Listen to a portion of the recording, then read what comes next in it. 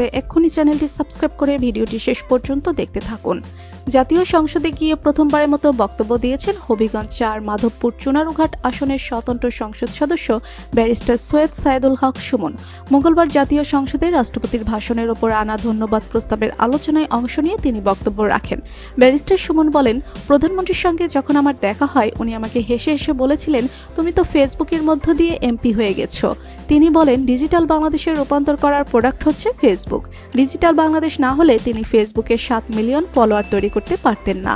আলোচিত স্বতন্ত্র এই সংসদ সদস্য বলেন, আপনি বলতেই পারেন যে আমি ফেসবুকের এমপি ঠিকই, কিন্তু আমাকে যিনি ফসল হিসেবে তুলেছেন এটি জননেত্রী শেখ হাসিনা আমাকে ফসল হিসেবে তুলেছেন। এই বক্তব্যকে টেবিল চাপড়ে স্বাগত জানান অন্য সংসদ সদস্যরা। অধিবেশন কক্ষে থাকা প্রধানমন্ত্রী শেখ হাসিনাকেও এ সময় হাস্যোজ্জ্বল দেখা যায়। অনেকটা হাস্যরস করে সাইদুল হক বলেন, সৌভাগ্য কি দুর্ভাগ্য তিনি জানেন না, তার আসন পড়েছে প্রধানমন্ত্রীর সামনে, তিনি সব দেখতে পান।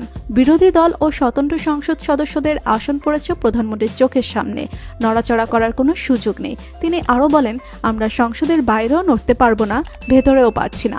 তবে আমি ভয় পাই মাননীয় প্রধানমন্ত্রীর পেছনে যারা বসছেন তারা তো সকল ক্ষমতার উৎস, তাদের হয়তো মাননীয় প্রধানমন্ত্রী সবসময় চোখে দেখতে পারেন না। তবে আমার বিশ্বাস প্রধানমন্ত্রী আমাদের যেভাবে দেখবেন, পেছনে যারা আছেন এদেরকেও যদি একটু চেক করেন। এ সময় প্রধানমন্ত্রী শেখ হাসিনাকেও হাসতে দেখা যায়।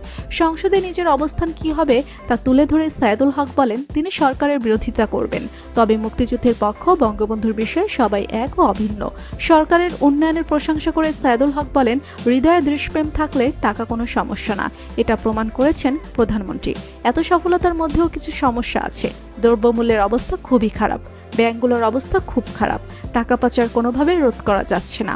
পরবর্তী সময়ে তিনি এসব বিষয় নিয়ে কথা বলবেন।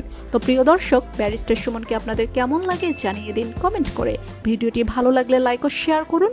ভিডিওটি শেষ পর্যন্ত দেখার জন্য ধন্যবাদ।